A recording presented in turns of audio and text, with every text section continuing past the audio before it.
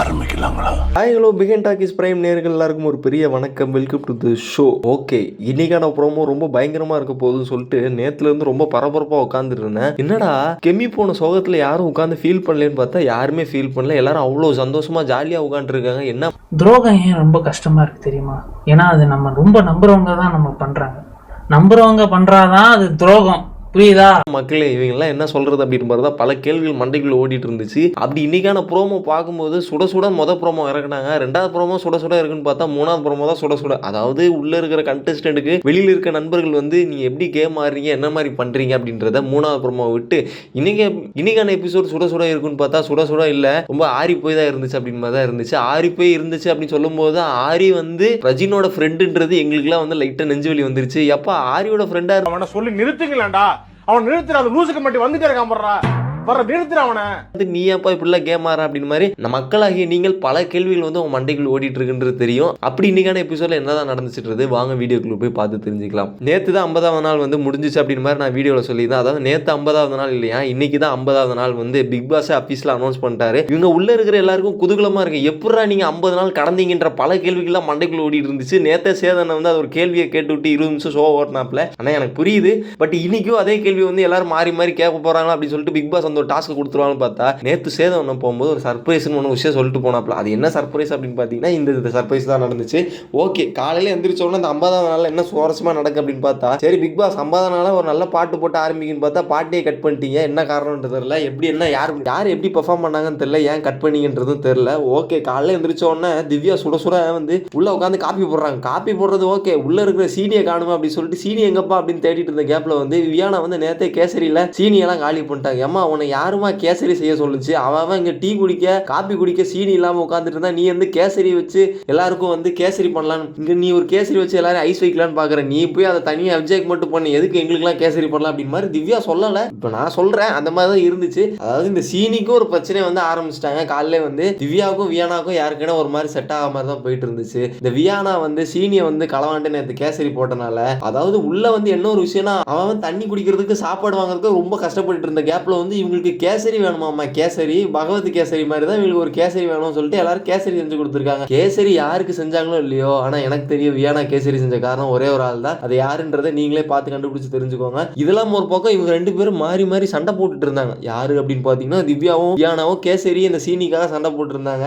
நடுவில் வந்து ஒரு கேப்ல வந்து சரி விடுங்கம்மா, உங்ககிட்ட டாபிக்கே வரலம்மா, நாங்க என்ன பண்ணீங்க அப்படின்னு கேட்டதுக்கு வந்து நீங்க என்ன அக்யூஸ் பண்ண வரீங்களா அப்படின்னு மாதிரி வியானா சண்டை போட ஆரம்பிச்சிட்டாங்க. திவ்யா வந்து சொல்றாங்க, நான் உங்களை எதுவுமே சொல்லங்க, நீங்க என்கிட்ட பிரச்சனை பண்ண வரீங்க, விட்டுருங்க நான் பாட்டு செவன் என் வேலையை பார்த்துட்டு போறேன் அப்படின்னு மாதிரி திவ்யா பிரச்சனை விட்டா கூட வியானா வந்து நீ திருகிற அவன் ஆடுற அப்படின்னு மாதிரி வந்து திரி விட்டுட்டே இருந்தான் வியானா. திவ்யா அதை கண்டுக்கல. இதுக்கு நடுவில் ஒரு சுவாரஸ்யமான விஷயம் என்னன்னு பாத்தீங்கன்னா எவ்வளவு பிரச்சனை சுட சுடன்னு போயிட்டு இருந்த கேப்ல ரம்யா அந்த பிரச்சனையெல்லாம் முடிஞ்சதுக்கு அப்புறம் ஏங்க சீனியா அது முதல்ல என்கிட்ட சொல்லியிருக்கலாம்ல, இந்த கீழே தான் வச்சிருக்கேன், ஒரு டப்பால சீக்கிரட்டா வச்சிருக்கேன், எதுக்குங்க கீழே வச்சிருக்கீங்கன்னு கேட்டா இல்லங்க எனக்கும் சான்றா மாதிரி மயக்கம் போடுற வியாதி ஒண்ணு இருக்கு, அதனாலதான் டப்பா சீனி தேவைப்படும் டப்பால போட்டு மறைமுகமா வச்சிருந்தேன். இதெல்லாம் ஒரு ஓவரா இல்ல, இதெல்லாம் எந்த இடத்துல லாஜிக்ன்ற மாதிரி கேட்க தோணுது. ஏமா அவ்வளவு நேரம் இவங்க ரெண்டு பேரும் மாறி மாறி அடிச்சிட்டு இருக்கப்போ அந்த சீனி டப்பாவை எடுத்து கொடுத்திருந்தா இந்த சண்டையே போயிருக்காது. இது எல்லாம் முடிஞ்சதுக்கு அப்புறம் இந்த சண்டைலாம் அடிச்சு மல்லு கட்டி குடுமி அடிச்சு மல்லு கட்டி குடுமையெல்லாம் பிடிச்சி சண்டை போடுவாங்கன்னு பார்த்தா அப்படி போடல. சரி விடுங்க நானே சீனி எடுத்து கொடுத்தேன் மாதிரி ரம்யா எடுத்து கொடுத்தாங்க. அது ஒரு ரீசன் வேற,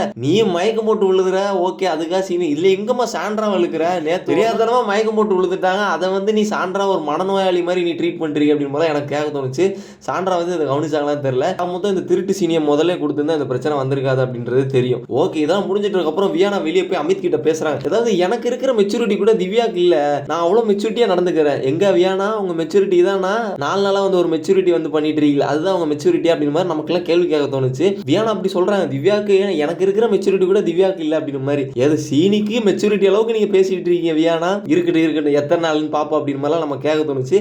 அமித் வந்து கேட்கறாப்புல கேசரி ரொம்ப அவசியம் தானா, வெள்ளிக்கிழமான உங்களுக்கு என்ன ஏதாவது பிரச்சனை ஆயிருமா, வெள்ளிக்கிழமான கேசரி பண்றீங்க? இல்லங்க நான் உனக்காக பண்றேன்னா உன் வீட்டுல போய் பண்ணுமா, அதையாம இங்க வந்து பண்ற அப்படின்ற மாதிரிலாம் நம்ம கேட்க தோணுச்சு. எல்லாத்தையும் கேட்க தோணுச்சுன்ற மாதிரி நீ பாட்டு பேசினே இருக்கன்ற மாதிரி நிறைய பேரோட கருத்து இருக்கும். வேற வழி இல்ல, மனசுல இருக்கிறது அவ்வளவு ஆதங்கமா வந்து கொட்டிட்டு இருக்க மக்களே, அதனால தவறாக எடுத்துக்கொள்ள வேண்டாம். இதெல்லாம் முடிஞ்சு போன கேப்ல வந்து திவ்யா திருப்பி வந்து சண்டைக்கு வராங்க. தலை அடுத்த வாரம் குக்கிங் டீம்ல யாரா போறீங்களோ அது வியானாவை தூக்கி உள்ள போடுங்க, வியானா தான் கரெக்டா இருப்பாங்க அப்படின்னு மாதிரி திவ்யா சொல்ல வியானா வந்து சொல்றாங்க என்னெல்லாம் குக்கிங் டீம்ல போடாதீங்க, என்ன யாரு குக்கிங் அம்மா நீ சொன்னோன்னா எல்லாரும் அப்படி கேட்டு கிழிச்சிருவாங்க அப்படின்னு மாதிரி தான் இப்பதான் தெரிஞ்சு யார் இப்பதான் தெரிஞ்சு வியானா யாரை பார்த்து சொல்லியிருக்காங்கன்னா எஃப்ஜே பார்த்து சொல்லியிருக்காங்க. காரணம்னா எஃப்ஜே இந்த வாரம் தலையா விட்டாப்ல, அதனால வந்து வியானா வந்து குக்கிங் டீம்ல போட மாட்டாங்கன்னு நினைக்கிறேன். வியானா ரொம்ப உசாரா கேம் ஆடுறீங்க, பாத்துக்கலாம் இது எங்க போய் முடிய போகுது அப்படின்னு சொல்லிட்டு இது ஒரு பக்கம் முடிஞ்சிட்டு இருந்த கேப்ல வந்து நாமினேஷன் ப்ராசஸ் ஆரம்பிச்சாச்சு. நாமினேஷன்ல யார் யார் என்னென்ன வன்மத்தை கொட்ட போறாங்கன்றதை யோசிச்சுட்டே இருந்தேன். நடுவில் வந்து ஒரு விஷயம் நோட் பண்ணீங்கன்னா தெரியும், எல்லாரும் அவங்க பர்சனல் வெஞ்சன்ஸ்க்காக தான் நாமினேஷன் பண்ணிக்கிறாங்க. நாமினேஷன்ன்றது இந்த வீட்டை விட்டு யார் வெளியே போகணும், நமக்கு காம்படிட்டரா இருக்கிறது யாரு, இந்த வீட்டில் சும்மா இருக்கிறது யாரு, அவங்கள நாமினேட் பண்ணுங்களேன். இது என்ன எல்லாரையும் உங்க பர்சனல் வெஞ்சன்ஸ்க்காக விக்கல் வந்து திவ்யாவை சொல்ல, திவ்யா வந்து விக்கலை சொல்ல, பிரஜின் வந்து வியானா சொல்ல, வியானா வந்து பிரஜினை சொல்ல அப்படின்னு மாதிரி மாறி மாறி போயிட்டு இருந்துச்சு. இதுக்கு நடுவில் வந்து பார்வதி வந்து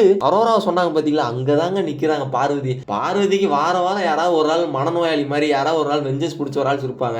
பார்வதிக்கு வந்து ஒரு டிஸ்ட் பண்ணுவாங்க, அது ஒரு கேம் ஆடுறாங்க, அது வந்து தெரிஞ்சு போச்சு தானே. ஆக மொத்தம் எல்லாரும் நாமினேஷன் லிஸ்ட்ல இந்த வாரம் வருவாங்கன்னு பார்த்தா 2 பேர் மட்டும் தப்பிச்சிட்டாங்க, வேற யாரும் இல்ல, சபரியும் வினோத் தான். வினோத் வந்து தெரிஞ்சு போச்சு, வினோத் வந்து கொஞ்சம் இந்த நேரத்தில் சைலண்டா இருப்போம், சைலண்டா இருந்தாலும் கேம் அடுத்த கட்டத்துக்கு மூவ் பண்ணி கொண்டு போக முடியும் தெரிஞ்சு வினோத் ரொம்ப சைலண்டா இருக்காப்ல. சபரியா அமைதியா இருக்காப்லன்னு தெரியல, அன்னைக்கு அழுது முடிச்சதுக்கு அப்புறம் அமைதியா தான் இருக்காப்ல, எவ்வளவுக்கு அமைதியா இருக்காப்லன்னு தெரியல, பொறுத்து இருந்து பார்க்கலாம். இது ஒரு பக்கம் முடிஞ்சிட்டு இருந்த கேப்ல வந்து எஃப்ஜே வியானா உட்காந்து தனியா பேசுறதுக்காக அவங்க ரொம்ப தான் கஷ்டப்பட்டு முயற்சி பண்ணிட்டு இருந்தாங்க. அதுக்கு நடுவில் லாரி எடுத்துட்டு உள்ள சொருகிறன்ற மாதிரி பார்வதி நடுவில் வந்து உட்காந்துட்டாங்க. ஏமா அவங்க 2 பேருமே அவங்க பர்சனலா ரொம்ப பிரைவசியா பேசணும்னு ஆசைப்படுறாங்க, இதுல வேற நடுவில் வந்துட்டு உன்னோட கேம் ஸ்ட்ராட்டஜி அங்கதான் வந்து நீ சொல்லுவியாமா, வேற எங்கேயுமே இடம் இல்லையாமா அப்படின்னு மாதிரி தான் எஃப்ஜே மைண்ட் வாய்ஸ்ல யோசிச்சுட்டு இருக்கோம். வியானோ அட்ஜஸ்ட் பண்ணி உட்கார்றான், இது யாருமா இந்த கௌசிக் குறுக்க இந்த கௌசிக் வந்தா அப்படின்னு மாதிரி நடுவில் அந்த பிள்ளை வந்து உட்கார்ந்துட்டு இருக்கு, கொஞ்சம் கூட்டு போகடா போட்டுற போறேன் அப்படின்னு மாதிரி தான் வியானோட மைண்ட் வாய்ஸ் இருந்துச்சு. அதாவது வியானா வந்து ஒரு பக்கம் இருந்தா கூட பார்வதி வந்து எஃப்ஜேயோட மைண்ட் வாய்ஸ் வந்து கழுவுறாப்ல. எஃப்ஜே நீ அப்படி பண்ணிருக்கல, எஃப்ஜே இப்படி பண்ணிருக்கல, எஃப்ஜே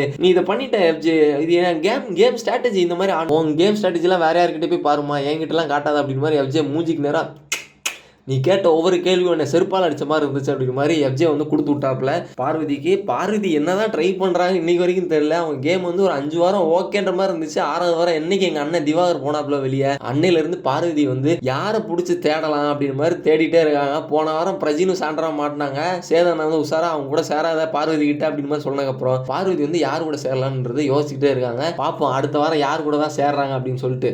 இந்த வாரத்துக்கான தள்ள டாஸ்க், இந்த தள்ள டாஸ்க்ல யாரு ஜெயிக்க போறாங்கன்ற ஒரு பெரிய எதிர்ப்பு தான் இருந்துச்சு.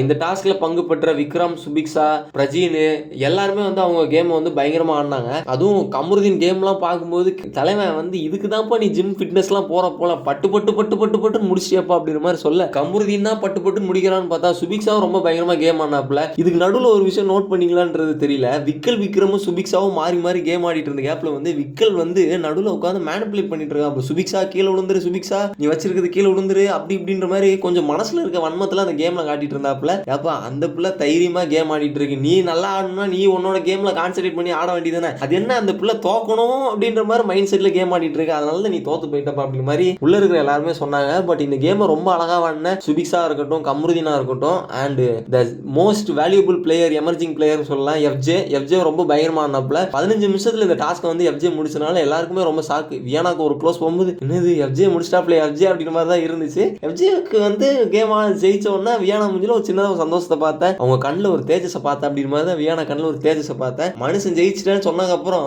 உள்ள இருந்து அந்த பல்ட்டிலாம் அடிக்க என்னப்பா வேணா குரங்குத்தெல்லாம் காட்டுறான் அப்படிங்கிற மாதிரி தான் இருந்துச்சு. பட் 7வது வாரமும் 8வது வாரமும் கேப்டன் ஆன எஃப்ஜேக்கு வாழ்த்துக்கள்ன்ற மாதிரி பிக் பாஸ் சொல்ல, ஓகே அவன் வந்து எஃப்ஜே வந்து ஏற்கனவே தலை ரூம்ல தான் இருக்காப்ல, இந்த ரூமை காலி பண்ணிட்டு வேற ரூம் போலான்னு பார்த்தாப்ல, அதே ரூம்ல செட்டில் ஆயிடுவாப்ல நினைக்கிறேன். இந்த வாரம் கேப்டனும் எஃப்ஜேவா வந்து மாறிட்டனால இந்த வாரம் எஃப்ஜே எப்படி ஹேண்டில் பண்ண போறான்றத பொறுத்து இருந்து பார்க்கலாம். கேப்டன்சி டாஸ்க் வந்து ரொம்ப அழகா வந்து எஃப்ஜே ஆடினாப்ல, பொறுத்து இருந்து பார்க்கலாம் இதுக்கப்புறம் கேம் எப்படி இருக்க போகுது அப்படின்னு சொல்லிட்டு. ஓகே இதெல்லாம் ஒரு பக்கம் போயிட்டு இருந்த கேப்ல வந்து நடுவில் அன்சீன்லாம் நிறைய வந்துச்சு, யார் யார் பார்த்தீங்கன்றது தெரியல. எஃப்ஜேக்கும் வியானாக்கும் ஒரு தனியாக ஒரு ட்ராக் போயிட்டு இருக்கு. எஃப்ஜே வேற அப்பப்போ வியானா வந்து ஃபிளர்ட் பண்ண, வியானா வந்து வெளியில எங்க அம்மாலாம் பார்த்தாங்க என்ன அடிச்சே கொன்றுவாங்க அப்படின்னு மாதிரி, ஏமா நீ பண்ணும்போதெல்லாம் உங்க அம்மா பார்க்க மாட்டாங்க, எஃப்ஜே பண்ணும்போது உங்க அம்மா பார்ப்பாங்களான்ற மாதிரி கேள்வி கேட்க தோணுச்சு.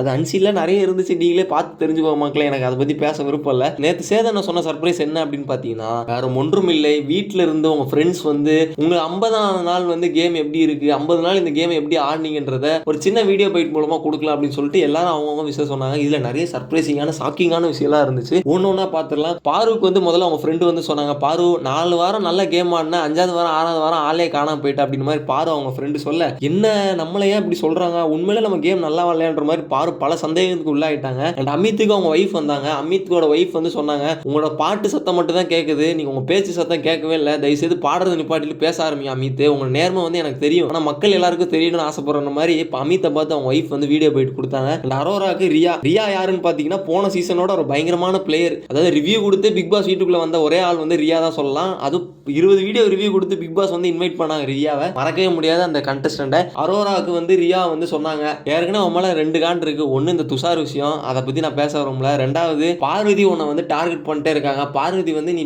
என்னெல்லாம் பேசணும்னு நினைக்கிறியோ அதை பேச மாட்டேற, தைரியமா எடுத்து பேச வை. பார்வதியில் வந்து லெஃப்ட் ரைட் வாங்க அப்படின்னு மாதிரி ரியானை வந்து ஒரு கான்ஃபிடென்ட் வந்து அரோரா கொடுத்துட்டு போனாங்க. அரோரா முடிஞ்சு அவ்வளோ சந்தோஷம். என்ன ஓகேவான்னு Bigg Boss okay pretty okay அப்படின்னு மாதிரி அரோரா வந்து பிக் பாஸ் கிட்ட சொல்ல, திவ்யாவுக்கு வந்து ரித்திகா, என்னது திவ்யா ஃப்ரெண்டு ரித்திகா, ஆமாங்க அவன் சீரியல்ல இருந்தே பழக்கம். ரித்திகாவும் ரொம்ப அழகா திவ்யா கிட்ட சொன்னாங்க, திவ்யா வந்து நீங்க ரொம்ப வீட்டுக்குள்ள வரும்போது இந்த குரூப்பிசம் எல்லாம் உடைக்க போறேன்னு சொல்லிட்டீங்க, இப்பவுமே நீங்க இந்த குரூப்பிசம் ஃபார்ம் பண்றீங்க. குரூப்பிசம் ஃபார்ம் பண்றதை தாண்டி ஃப்ரெண்ட்ஷிப்பா இருக்கலாம், அது ஓவராவும் இருக்கக்கூடாது, கம்மியாகவும் இருக்கக்கூடாது, கரெக்டா இருக்கணும் அப்படி மாதிரி ரித்திகா ரொம்ப அழகா வந்து திவ்யாவுக்கு ஒரு அட்வைஸ் வந்து கொடுத்துட்டு போனாங்க. அண்ட் எஃப்ஜேக்கு வந்து நம்ம டிஜே அர்ஜுன் வந்து சொல்லிட்டு போனாப்ல, பயங்கரமா இன்ஸ்டாகிராம்ல கலக்கிட்டு இருக்க அர்ஜுன் வந்து எஃப்ஜேவோட ஃப்ரெண்ட் அப்படின்னு போது வீடியோ பார்க்கும்போது தான் தெரிஞ்சு, ஓகே அர்ஜுனும் ஒரு அட்வைஸ் கொடுத்தாப்ல, ஒழுங்கா கேம் ஆடுங்க எஃப்ஜே, 50 நாள் 100 நாளா மாறணும் அப்படின்னு சொல்லிட்டு. அந்த கமருதீனுக்கு வந்து அவரோட ஃப்ரெண்ட் ஆரியன் வந்தாரு. ஆரியன் வந்து அவரோட அட்வைஸ் கொடுத்தாப்ல, சில இடத்துல அமைதியா இருக்க கமருதீன், தைரியமா இறங்கி ஆடு, யார் பேச்சும் கேட்காத, சுத்தி 2 பேர் கூட சுத்துற, அது நல்லா இல்ல, உன் கேம் ஆடு அப்படின்னு மாதிரி கமருதீன் பார்த்து சொல்ல, கனியக்காக்கு வந்து விஜயலட்சுமி அக்கா வந்தாங்க. அதாவது கனியோட தங்கச்சி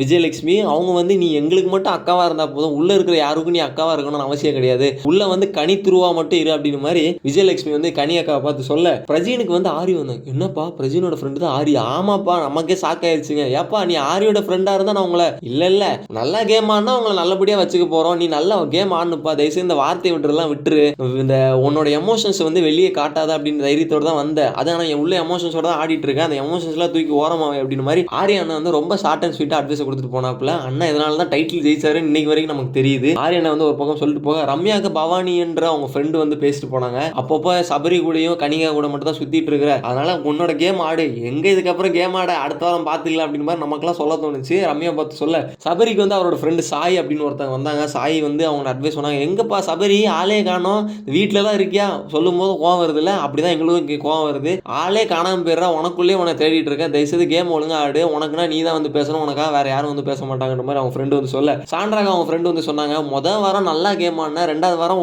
உப்புக்கு சப்பா கேம் ஆட ஆரம்பிச்சிட்டு, அதனால வந்து ஒழுங்கா கேம் ஆடு, வெளியில உன்னோட குழந்தைங்களாம் ரொம்ப நல்லா இருக்கு, நாங்க பாத்துக்கிறோம் அப்படின்னு சொன்னாங்க. அதே மாதிரி சுபிக்கு வந்து அவங்களோட ஃப்ரெண்ட் வானதி ரொம்ப அழகா பேசிட்டு போனாங்க, நீ உள்ள பீட் பாக்ஸிங் கத்துக்கிற, ரொம்ப சந்தோஷமா இருக்கு, அதை மட்டும் டைட்டில் ஜெயிக்கணும், அதை கத்துக்கிட்டா மட்டும் போதும், டைட்டில் ஜெயிச்சலாம் நினைக்காத, அதை தாண்டி நிறைய விஷயம் இருக்கு, உனக்காக நீ தான் பேசணும், உனக்காக யாருமே வந்து பேச மாட்டாங்க, உன்னோட கேம் ஆடு, தைரியமா சத்தம் போட்டு பேசு, சில இடத்துல ரொம்ப அமைதியாக உட்காந்துட்டு இருக்கிற, அது நல்லது இல்லை அப்படின்னு மாதிரி அவங்க ஃப்ரெண்டு உண்மையிலே இங்க இருக்கிற எல்லா ஃப்ரெண்டை தாண்டி சுபிக்ஷாவோட ஃப்ரெண்ட் வானதி ரொம்ப அழகா பேசிட்டு போனாங்க. அதே மாதிரி விக்கலோட ஃப்ரெண்டு வந்து பேசினாப்ல, ரொம்ப சூப்பரா கேம் ஆடிட்டு இருக்கப்பா, இப்படியே ஆடு, சமீபத்தில் விளாண்ட அந்த 3 வாரம் ரொம்ப பயங்கரமான கேம் ஆடுறேன், இதே கண்டினியூ பண்ணிட்டு விக்கல் லைட்டா இன்னும் நம்மளும் நல்லா கேம் ஆடுறான்னு சொல்றாங்க, இதுக்கப்புறம் பாரு என் ஆட்டத்தை மட்டும் பாரு அப்படின்னு மாதிரி விக்கல் விக்ரம் ஒரு எனர்ஜெட்டிக்கா மாறிட்டாப்ல. வினோத்தோட ஃப்ரெண்டு வந்திருந்தாங்க.